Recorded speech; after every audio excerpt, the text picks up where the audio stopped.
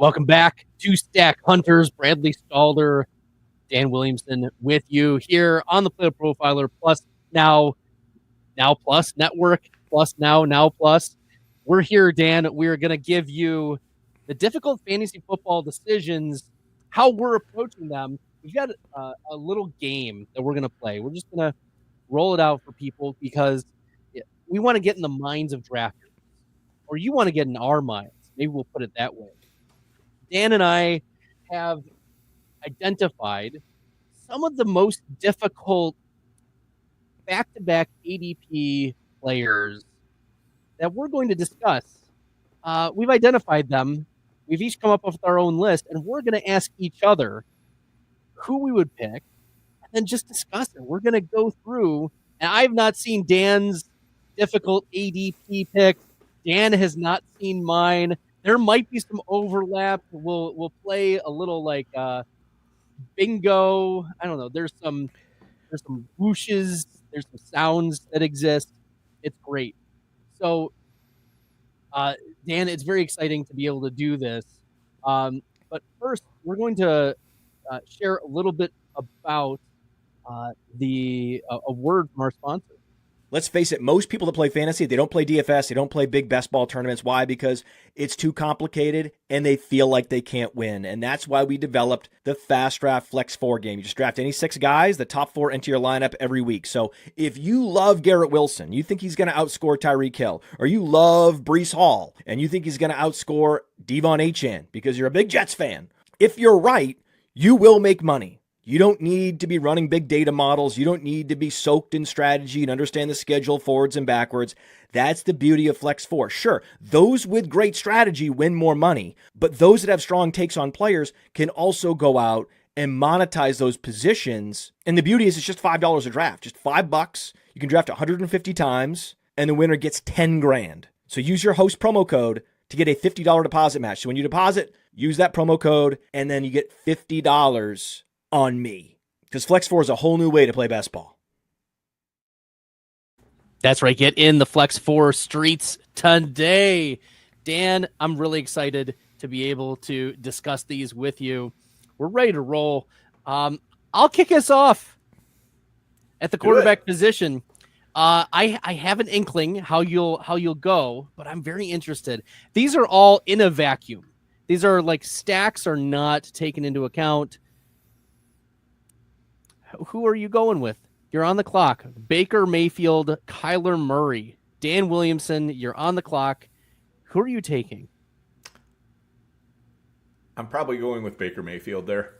I mean, I think it's interesting. It's close.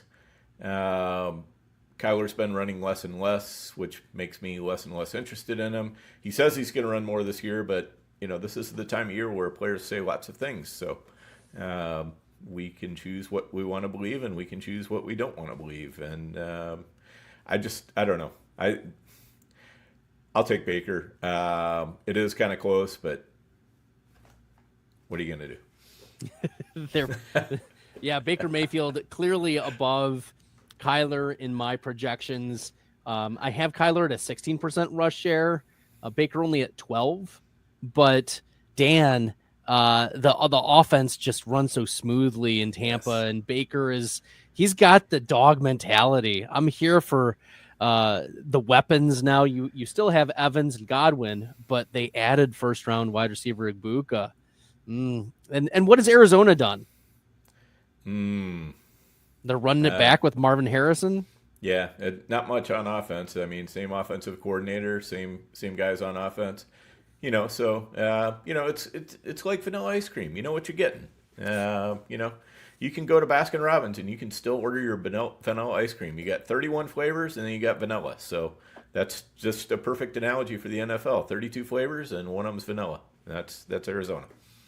All right, Kyler Murray Baskin Robbins is now going to be the title of this podcast. Hey, a couple weeks ago, you promised me it was going to be Travis Kelce vinegar years or something like that. So it didn't happen, Bradley. I was disappointed. I'll have to revisit with my producer about how that went. I'm taking note right now. I see. Sure. You're going to blame the producer. He's the one who Who downchecked that title? This is not going to perform very well in SEO. Shout out to Nick. We love Nick here Yes, we at do. Stack Hunters. All right, Dan, hit me with your first difficult fantasy football draft decision. All right. Old guy versus new guy. Aaron Jones or Kaleb Johnson? Ooh, that's interesting. So I'm on the clock. Yep. Aaron Jones in a vacuum. I like the Aaron Jones side. I hope my projections support that because I have Aaron Jones as so that was just gut call was Aaron Jones. My projections have Jones at 17 overall and Kaleb Johnson at 21. So fair enough. But I think the argument for Jones is the upside argument. Look, JP Mason is a nice piece. Don't get me wrong, but Aaron Jones, we've seen him hit 25-point games, 30-point games in the past, and he's still very dynamic. He can catch passes out of the backfield. He can do 3 downs. Are we sure that Kaleb Johnson can do 3 downs? Maybe. He might be able to, but Jaylen Warren is such a significantly established piece in that Pittsburgh offense that I would rather take the chance that Aaron Jones, even with his hamstring issues in the past and past the age apex concerns, give me the guy who's shown time and again, yes, I can hit the ceiling outcomes, especially in an offense that I have a lot of confidence in. Like Minnesota is a team that's going to be passing a lot. They're going to be in a very competitive. They're in a very competitive division where those games can become 60-point games, game totals, 20, 50, 60 game. Look, I'm here for getting pieces of that. Whereas the Pittsburgh Steelers, I was just writing a blurb today about how Aaron Rodgers says, oh, yes, it's like it's his last season.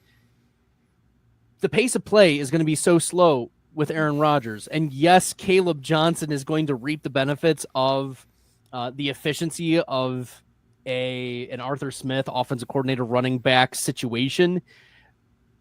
But give me the offensive upside with Aaron Jones. That's how I'm leaning. Dan, is that the take? Yeah, I think that's. I mean, these are both guys who are going to be in timeshares. There's no question about that. I just kind of tend to gravitate towards the guy who's going to be catching more passes, and I think that's going to be Aaron Jones. Kaleb Johnson can catch passes. I don't know if that's what they're going to use him for, especially with Jaylen Warren sitting around. Aaron Rodgers does not like to get hit.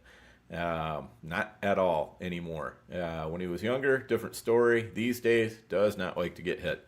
And Jaylen Warren is going to be a much better pass protector, I think, than Kaleb Johnson. I think he's just going to be trusted more. So we're going to see him out there on passing downs. I mean, obviously, when you're blocking, you can't catch passes. But on the other hand, a lot of passing downs you're not needed to block, and then you go leak out, and Aaron Rodgers checks it down to you, and good things happen. So good things will happen. Exactly. So I kind of like the Jaylen Warren side of that combo, which means that I'm kind of pushing myself towards Aaron Jones. Aaron Jones, baby. Let's go. Well, I'm going to stay in the running back room, Dan. You're on the clock. Bucky Irving versus Josh Jacobs. This one's not even close. It's Bucky. All the way. Bucky. I mean, he was a revelation in Tampa, and Josh Jacobs had kind of a perfect storm last year. Jordan Love was constantly dinged up or actually out and out hurt. He was struggling to make it into games. It was kind of like there was a lot of questionable, not practicing, all that kind of stuff. So we have the perfect storm of they're wanting to eliminate or limit the passing game as much as possible to try to keep Love upright. And it wasn't working especially well anyway. The running game was working, and there was basically almost nobody for a backup other than Emmanuel Wilson. So Jacobs was getting all the carries. Whereas now we have an ascendant guy on the other side and a Tampa Bay offense that we were just talking about how good it is. A guy who does know how to catch passes. Yeah, it's going to be a little bit of a timeshare there, but Rachaad White should scare nobody. Sean Tucker, I like him, but I don't think they're going to use him that much. So, Nope. I think it's going to be the Bucky Irving show. I think they're going to give him as much as he can handle, and he's just so smooth, and man, that guy's got some juice. Bucky Irving, my running back 12. Josh Jacobs, my projected running back 16. So my projections agree with you, Dan. We're here for Bucky Irving over Josh Jacobs. All right, Dan, hit me with your next difficult fantasy football draft decision. Well, we're at that time of year, Bradley, where it gets dark later and later at night, but every night Twilight eventually comes, and for every player, Twilight eventually comes. So let's take a look at Mike Evans versus Alvin Kamara. Two guys going very close in ADP, both in the twilights of their careers. What do you say? Kamara or Evans in a vacuum? Give me Alvin Kamara. Give me Alvin Kamara. I hope my projections, this is like gut call. I hope my projections support me. This is where, let's see. Alvin Kamara is my 22nd player overall, and Evans is 25. So there we go. So it's close, just like you indicated, and the projections support that. But Kamara, the target share is still there. I think the ambiguity behind Kamara is not clear. There's a pathway for Kamara to just continue to get a tremendous amount of rushing attempts. We're not convinced Kendry Miller's a thing. They brought in Cam Akers because they were so confident in the backups there in New Orleans. Last year, Kamara had a 16% target share. And there's no Taysom Hill expected this year. At least, maybe Hill comes back in week 12. He tore his ACL at the end of the season. He's also past the age apex. Alvin Kamara is one of the few pieces in this New Orleans offense that guarantees to work. So I'm here for that. I know the age apex, the crustiness is all there, but Evans has been so touchdown dependent. We saw a significant fall off for the majority of the season at the beginning, and it was just the team that, out of nostalgia, out of honoring a future Hall of Fame player, that just realized, wow, he's behind his 1,000 yards. We need to hyper target him. Like the organization, let's get him the ball. And also helps that Chris Godwin isn't there. But now Godwin is expected back, around week 5 or earlier? He might even start the season. Yeah.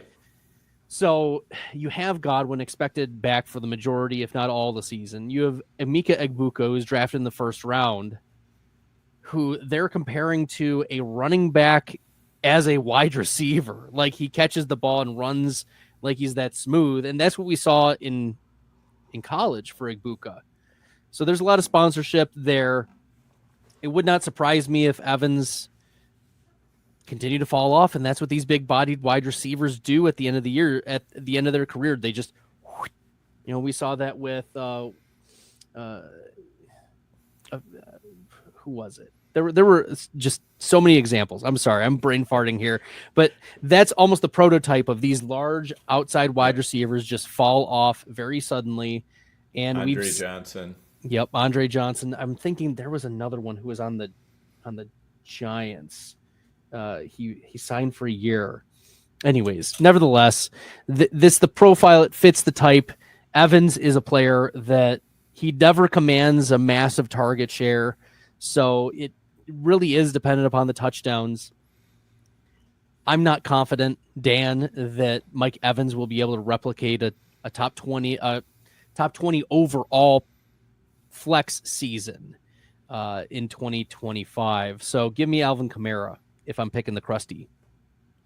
All right, fair enough. I think I would probably lean Kamara as well. Just, again, you can kind of try to talk yourself into Mike Evans because we're once again talking about that Tampa Bay offense, and it is, Sure.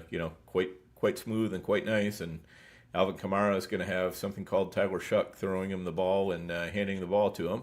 So, you can tell yourself the story for Mike Evans, but I think the volume is going to be there just as much as Kamara can handle. So I'm just going to go with the volume there. There we go. Love it. All right. Dan, you asked about Alvin Kamara versus Mike Evans. I'm going to ask you Alvin Kamara, former Sean Payton running back, compared to current Sean Payton running back, RJ Harvey. I got to go Kamara here. I don't love it. Harvey could make me look very bad, but the J.K. Dobbins in the room there in Denver, I think throws a big monkey wrench into it. He was a very productive running back last year, stayed healthy for most of last year. I think he's going to have a role in that offense. I think, Peyton wants a running back that he can really trust, can do the job. I mean, last year it was basically Javonte Williams who, clearly had lost a step. I mean, we don't know if it's permanent or temporary, but he didn't have it last year. Right. And everybody else was either rookies or just ineffective. So, it just wasn't a great backfield situation there in Denver. And I think Peyton brought in J.K. Dobbins just to kind of add some solidification to the backfield, make it, something that he feels a little bit more comfy with. Dobbins is going to get used. I'm not too worried about that. I don't think this was just a depth signing. I think he's going to kind of ease R.J. Harvey into a workload, whereas we know Kamara is going to be getting that workload, basically from day one and, probably as many carries as he can possibly handle. They're paying him a ton of money, and, when this contract runs out, that's going to be it for Kamara, or when the guaranteed money runs out, it's going to be it for Kamara is probably what I should say. So there you go. Yeah, pretty easily Alvin Kamara. Dobbins had over 1,000 total yards last year. And yes, it's a Jim Harbaugh offense, but we're also talking about a Sean Payton offense where we've seen multiple running backs succeed. But still, Alvin Kamara has that backfield to himself. And even if it's Tyler shucking him the ball, it's going to be Alvin Kamara, no matter how bad the quality of those throws are behind the line of scrimmage. All right, Dan, hit me with another one.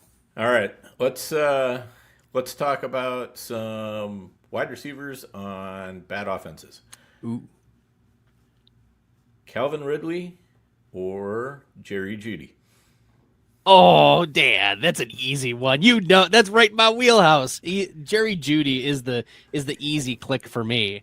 I know that most people are looking at that and saying, well, Jerry Jeudy, he is on a bad offense. We don't know who the quarterback's going to be. Literally, the beat reporters back and forth every day are saying it's Kenny Pickett. It's going to be Joe Flacco. Dan, I run the news desk at Player Profiler. I scrape off the deepest parts of the news to find out who's going to be the starters. And we have no clarity at this point in the offseason. It is June 25th. Yes, there's a lot of green grass between now and week 1, but there is zero clarity from the Cleveland Browns about quarterback, and it does not matter. Jerry Jeudy will command a 25% target share in this offense. It's Jeudy, it's Njoku, maybe it's Deontay Johnson in the slot. Cedric Tillman could very well be a thing. There are at least usable offensive pieces for the Cleveland Browns quarterback to get the ball to. Whereas I have concerns that Cam Ward is just not good in year 1, number 1. 2, I'm not convinced that the coaching staff in Tennessee is that good. And 3 is just the overall offense. We know Ridley is the wide receiver 1, but can you name the wide receiver 2 on Tennessee? Is it Tyler Lockett? Is it Xavier Restrepo? Is it Alec Eomanor? Like, we don't know at this point. And then who falls behind? Like, there's no comparing Chigakonkwo to David Njoku. Like, we're clearly, Njoku is my projected tight end 3 this year. So, Dan, the offensive system is just so much stronger. The offensive environment is so much stronger, I think, in Cleveland, even though we don't know who the quarterback is. Right. And I think you're right, but I will say I think it's probably closer than I thought a month ago, because I'm starting to get the idea that, Cam Ward is going to be throwing a good number of passes, and a lot of those are going to end up going to Calvin Ridley for the exact reasons that you just outlined. There's basically nobody else there. Yeah. Plus, rookie quarterbacks a lot of times will kind of hyper-focus on one target, maybe 2, and that's likely to be Ridley. So, right. I think the volume could end up fuzzing out a little bit in Cleveland, and it could be that Calvin Ridley gets a hyper-focused target share, it just is like 30% or more.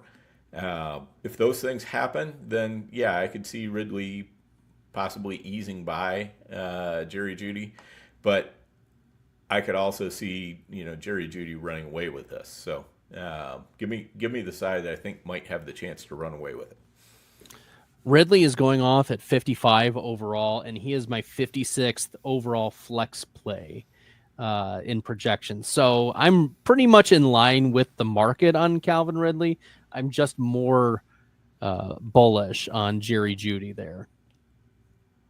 All right, Dan, we're going to go back to some rookie running backs.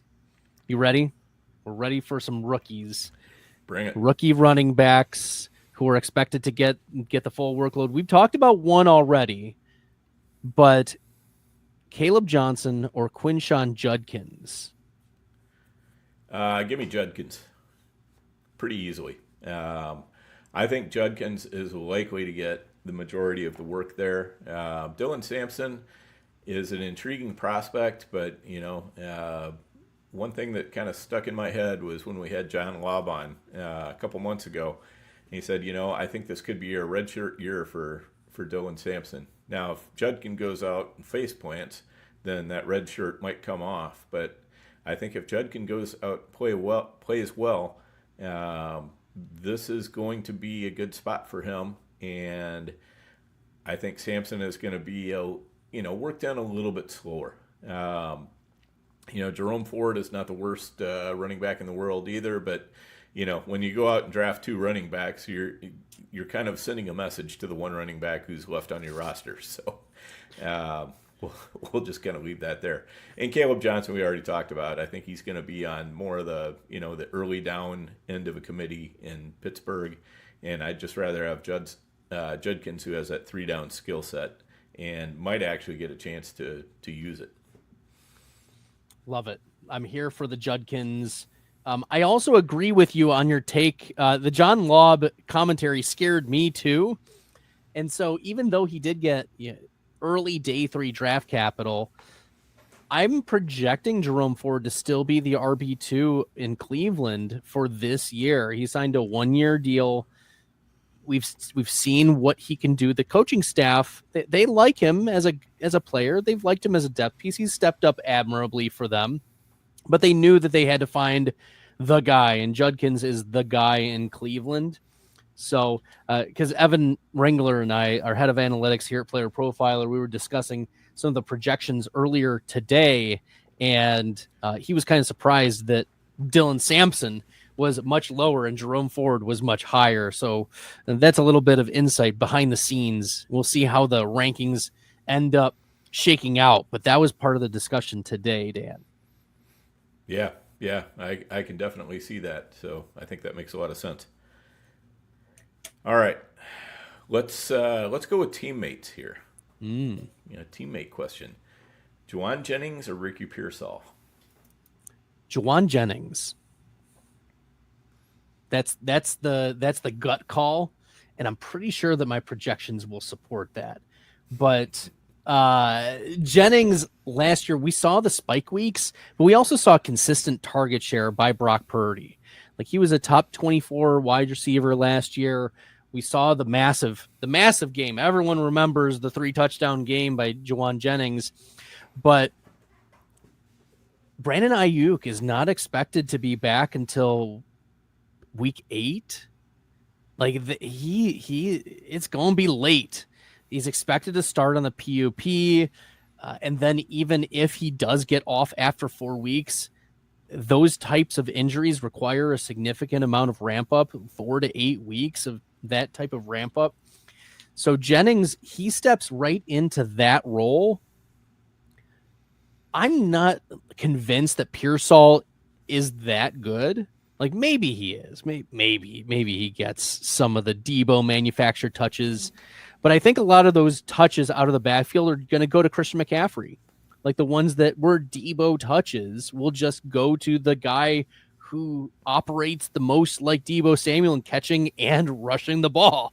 So if he's 4th in the pecking order behind McCaffrey and Jennings and George Kittle is still on this team, Ricky Pearsall is the fade for me between the two, Jennings and Pearsall. Is that how you're reading it, Dan? No, I'm sorry. The answer we were looking for was George Kittle. Fair. I don't hate that. I think that Jennings is by far the safer pick. If there's a pick that has real upside to it, it's going to be Pearsall. The paths to that upside are sometimes hard to see exactly how they're going to come through. But on the other hand, there is going to be some opportunity here, especially early in the season. So I'm willing to give him the benefit of the doubt. But yeah, Jennings is a safer one. I'd probably pick him a little bit before, but Pearsall's a guy that if I'm looking for upside, I'll take it. Yeah, Jennings is my 79th overall flex play, and Pearsall is my 93rd. Okay, so you're not that close at all on him. No. All right, we're going to take a short break here, and after the break, Dan and I are going to continue to go back and forth and discuss some of the most difficult fantasy football draft decisions that we are facing here in our fantasy drafts. Hey, why do we partner with the FFPC? Because they have the widest variety of fantasy football formats, and it's the easiest place to find all types of fantasy football contests in the world. What if you want to play for high stakes? Well, they have a $6 million prize pool with their Fantasy Players Championship. They also have way too early best ball leagues that start in February and Dynasty leagues. They have the closest thing to a liquid market for orphans that there is in all of Dynasty. And the FFPC has sponsored us for half a decade because we are actually delivering information that can help fantasy gamers, and they're generating so much interest and bringing in so many new users, casual users even. The FFPC creates a unique experience where you can both compete against the best and make money. Use promo code UNDERWORLD to get $25 off your first team. $25 off your first team at the FFPC with promo code UNDERWORLD. Go get it! That's right. Go get it on the FFPC. Dan Williamson, Bradley Stalder back with you here on Stack Hunters, discussing some difficult fantasy football draft decisions, some ADP battles, players that are right next to each other. We have to make the call. Who are we selecting? And Dan, we've looked at Bucky Irving versus Josh Jacobs. We've looked at Baker Mayfield versus Kyler Murray. We've looked at Alvin Kamara and Mike Evans. Dan, hit us with another one. All right. And I hit you with this one earlier today, so I already know what your answer is, but I think it's a good one. Emeka Egbuka or Jaden Higgins? This was the question that inspired today's podcast because Dan was on the clock. He sent me this message. I was sitting in the park, listening to music in the park with my children, my 5 children who were just enjoying a lovely day here in Plymouth, Michigan. And Dan sent me this text, and we weren't sure what the topic was going to be, but this is what inspired it. Egbuka versus Jaden Higgins. And my initial response was, wow, it's the 12th round and a first-round draft capital wide receiver is still available to you? Yes, that's what I want. I want that type of player. And I don't care about the settings. I don't care about like what the how much the entry fee is. Like, give me that guy who is on a really good offense and is the first-round draft capital. Yes, he may be pegged as the wide receiver 3 on the team for now, but how quickly could that just evaporate in terms of distance between him and either Godwin or Evans, given that both players are, I mean, we talked about Evans earlier being on the wrong side of the age apex and how, I'm not low on Evans. I just preferred Kamara, and we see the pathway for him to fall off. But Godwin is also coming back from an injury, and he's suffered multiple injuries, over the last couple of years that have cost him a lot of games. So the continuity between Egbuka and Baker Mayfield, that's something that you want a gunslinger targeting that type of guy. The draft capital is certainly a piece of that. And to get a value of a player that late, give me Egbuka and over Jaden Higgins. Yeah, and this was also nice because I was deciding on my wide receiver 6 there in the 12th round. So this was strictly a bully pick. I'm gonna bully the rest of the room on this one. Yeah, catch me if you can, basically. All right, fire away, Bradley. What do you got? All right, we're gonna go near the top of the draft. We're looking at 2 players who had underwhelming offenses in the wide receiver position last year. Can they bounce back? Garrett Wilson versus Tyreek Hill. Who are you taking at the top of the draft? Garrett Wilson, no question about it. It's not even close for me. Not even close. Garrett Wilson is somebody I'm buying with both hands. Tyreek Hill is somebody that I am full fading almost. So I did not like what I was seeing from Tyreek Hill. I mean, I understand that, he had a wrist problem, but you know what? Wrist problems don't make you run slower. Or they shouldn't.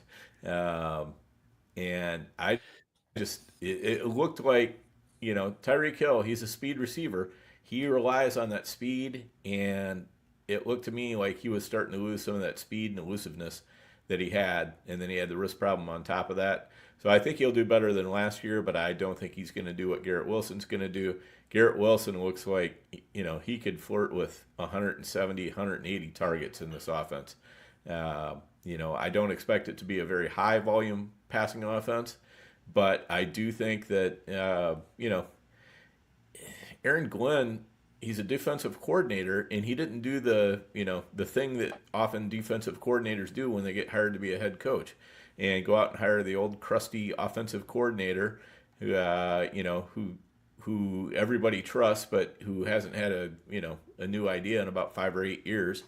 And he went and took the guy who was basically the pass game coordinator for Detroit, and brought him over. I mean, that's a ballsy move. I think Aaron Glenn has kind of, he's been spoiled by the Detroit offense, and he's realized the value of having an offense that can put pressure on your opponent the entire game long. And I think he wants that kind of an offense. So I think it might not be as, run heavy and all that as what people are expecting. So I think there's going to be some passes going here. We've always got the shower narrative between Fields and Wilson. And, gosh darn it, who else are they going to throw it to? Josh Reynolds, it sounds like. Good luck with that. Not Malachi Corley. News coming out today that not. Malachi Corley is on the roster bubble. Yeah, I mean, I don't know. I think they'll probably keep him, but, when a team is sending a message to a player through the media like that, that's never a good thing. No, not a good thing. Hill and Wilson are back-to-back in my projections. The concern that I have is that the New York Jets pass rate is just going to be so low. I know you mentioned that the passing is going to be there. I'm not as confident in the projections, but I agree with you. The Garrett Wilson has the highest projected target share of any wide receiver that I have. The problem is, so he has 32%. Tyreek Hill has 24% and is at the same spot. That's how much the projections are downgrading the pie of passing plays for Garrett Wilson. So Tyreek Hill is low.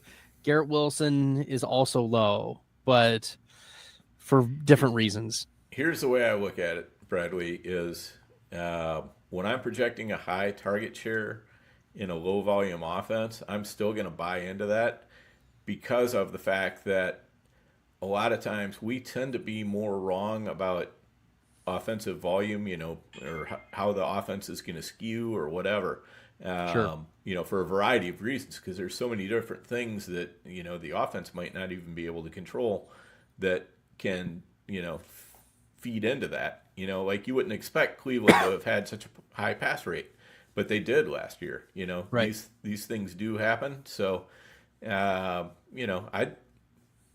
just going to take that 32% target share and bank it. And, I think that gives me a nice cushy floor, and it makes the ceiling very, very rare indeed. Love it. Love it. I'm going to continue to work on the Garrett Wilson, Tyreek Hill choice myself over this offseason. I don't think it's going to be easy. That's not an easy one for me. I know it's easy for you, but it's tough. It's tough, Dan. Yeah, and then also there's just the flake factor. Yep, he could retire tomorrow. So if there's Tyreek Hill is definitely top 3 on my list of wide receivers who could Antonio Brown their way out of the league this year. Yes, so that factors in as well. That is a major factor. All right, Dan, hit me with your next difficult fantasy football draft decision. All right. Let's go. Oh, man. Which one of these do I want to do? You know what? Let's do a quarterback. Let's do Dak Prescott or Brock Purdy. My gut is going with Purdy. Let's check the projections. So far, my gut has been right on all of these, Dan. So let's see. Purdy or Dak Prescott? Yep. Oh, yeah. Purdy is 2 points over the course of the season ahead of Dak. Let's go. Got it. Let's go. It's a photo finish, boys and girls. Let's go. It is really close. This is a tough one for a reason. We talked about the offensive weapons for San Francisco already. There's a new coach, new offensive coordinator in Dallas. We're not sure of what that means. We do know that Dak is getting back CeeDee Lamb and getting George Pickens. So there's certainly a positive. We've seen Dak's ADP rise since the Pickens trade. There is confidence that Dak will have a bounce back season from last year. But the ways in which Purdy can win, there's just so many more. Whether it's Kittle, Jennings, you could hit on getting Pearsall right. It could be McCaffrey has a massive season out of the back, catching the balls out of the backfield. There's lots of pathways for Purdy to pay off. There's really only one pathway for Dak to pay off, and that's George Pickens also being a very good wide receiver too, as well. We've talked about like the running backs being bad, and I understand that narrative could exist. But I see the pathway for Purdy just being so much more plentiful for the 49ers. The other part is you talk about flaky wide receivers. George Pickens, among like younger, because like Tyreek Hill is on the wrong side of the age. He could retire. Deontay Johnson, same thing. Like they're older wide receivers who are, you know, flakes or definitely drama driven players. George Pickens is of that younger generation. I think the one that highlights it the most. And we could see sideline blowups. We could see frustration. We could see a pathway for that to fail. There's a reason why Pittsburgh moved off of him pretty quickly post draft. The other narrative that just came out today, Dan, I don't know if you heard this, but there was a Scott's Tots similar scenario with George Pickens, where he said that he would go to a Pittsburgh Steelers autograph signing day. He gets traded. So the organization reached out to him and said, hey, like, we understand, like, you got traded. Let us know, do you still plan to go to this thing, this offseason? And he and his representation said, yes, we will still go to this. Only today or yesterday did Pickens' representation inform them, this charity, that he would not be there. And this is on Saturday. The event is happening Saturday. So they were able to secure Pat Freiermuth, good guy Pat, to step in. You know, this is why we need to move Pat Freiermuth up in the projections and rankings. You know, good guy Pat Freiermuth is going to get some love from Aaron Rodgers, taking the kids, you know, signing their autographs. But Pickens stealing the promos and stealing the passes. So, you know, it's all going Freiermuth's way now. This is the way, Dan. So George Pickens could be flaking on more than just the tots. Oh, yeah. Pickens is what I would, you know, I always say with, you know, quarterbacks and, you know, when they come into the NFL, and I always say you can really tell the ones who are destined to be very good or great because they tend to be precocious just right out of the box. Right. On the Antonio Brown scale, Pickens has been precocious right out of the box. So yes. That said, you know, what you're forgetting is this is an odd numbered year, which means that Dak is going to finish top 5. Can't argue with that logic there, Dad. Can't argue with that logic. And I mean, I do like the weapons that he has. I like, you know, how this offense could go. Dak kind of tends to alternate healthy seasons with unhealthy seasons. That's part of what, you know, kind of goes into you know, his bouncing around as a quarterback from year to year. Sure. So, you know, I'll put it this way. I definitely like the price on both of them. They're not going to break the bank, and I'd be very, very happy to have either one on my roster for sure. All right, Dan, we've got one each left to throw each other's way. I've got one that is worthy. Xavier Worthy versus Jameson Williams. Yeah, I'm going to take Worthy there. I like Jameson Williams. I definitely do. Worthy, though, I feel like he really took a step over the last part of the year. The Chiefs are talking about being more explosive as an offense. You know, and again, I said earlier in the show, talk is cheap. But this is one that I'm more inclined to believe than not believe, because Andy Reid, I think, really does want to have that explosive, you know, aspect to his offense. I think they're a better offense when they do, and I think Worthy's a big part of that. It took him and Mahomes, you know, a while to get on the same page last year, admittedly. And there were some drop touchdowns and all that kind of stuff. And I know you can't, you know, and stepping out of bounds, you know, 1 foot in, 1 foot out. And I know you can't sit there and just count all that stuff and say, oh, yeah, you know, counted it would have happened, because some bad things happen to every player. You know, sometimes they step out, sometimes, you know, whatever. They drop a ball they should have caught. You know, those things are going to happen every year. But I like Worthy a lot. I think he's a great talent. Him and Jameson, I think, are, you know, Jameson, if he can unlock the middle of the field and do a little bit more over the middle of the field, that's going to help him out. But there's just, I don't know. I think it's going to be a tough area for him to get into. So I think they're kind of locked into similar roles, and I'll take Patrick Mahomes as my quarterback over Jared Goff. So Jared Gurf. I have unless of course it's a home game for Detroit, then I'll take Jameson Williams because of Jared Goff. Fair enough. JMO I have at wide receiver 36 in the projections, and Worthy at wide receiver 39. So Close. both of them very close, but a lot lower than where the ADP has them. Worthy and Williams are going off wide receiver 23 and 24. So you mentioned that they are both in similar roles, and that's how the projections are holding these, big time players in terms of like overall, like their best ball value ratings move them higher than that because the half PPR points are scaled based on medians versus like an upside rating. But Worthy has that upside. Jameson Williams has the upside. It's just a matter of, do we have confidence that these guys are going to be week-to-week flex plays for you?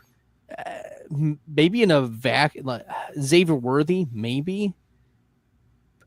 With Rashee Rice there, Kelsey's not going to go away. He's not going to be a zero. Kelsey's definitely taking a step back, no doubt. But I have a 19% target share for Xavier Worthy, which I feel is fair. Yeah, I think that's probably pretty fair. I could see it bouncing as high as 22, 23%. But then I could say the same thing for JMO. Right. Well, let's just, for fun, for kicks and giggles, 23% gets him to wide receiver 26. Okay. So, for what it's worth. Dan, hit us with your last one. Bring us home. All right. This is going to be a tight end battle in honor of Tight End University this week. We gotta go out with shake it off. Taylor Swift. You saw she performed, right? Yeah. I mean, Taylor Swift performed. We're going to perform with a tight end battle here. So, everything is lining up for tight end week. Let's go with Tucker Kraft or Dalton Kincaid. Ooh, that's a tough one. Oh, man. Well, I have to stay on brand, right? Go Pack, go. Go Pack, go. I literally have a tight ends jersey behind me for the Green Bay Packers. Big Bob Tunyon. I called his breakout season. I won Billy and myself lots of money from that. And Billy said, thank you, Bradley. And that's actually a gift from Billy Muzio in the background is the Robert Tunyon signed jersey. So I have to stay on brand. And I think there are reasons why, Tucker Kraft is definitely the guy over Dalton Kincaid.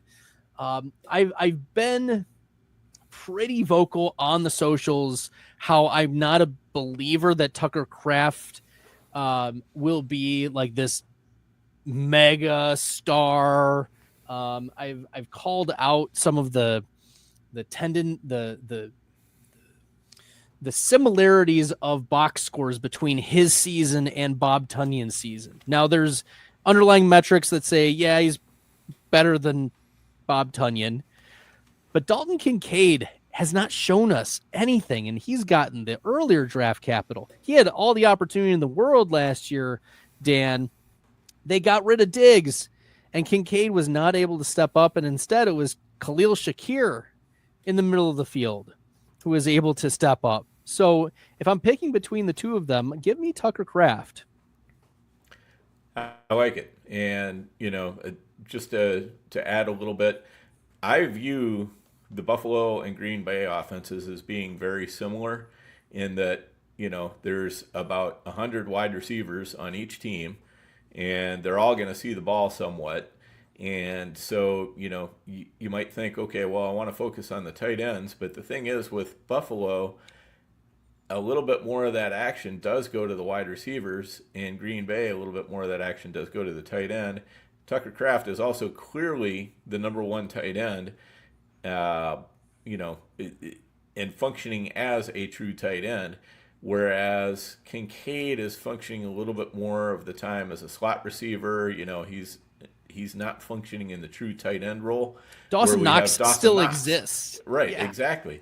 And really, Kincaid's best 4-week stretch came when, Knox was out in 2023. So, we haven't really seen Kincaid do a lot, and this year they're talking him up again, so it's like, everybody is kind of starting to, they're falling for it again, but I'm not going to fall for it.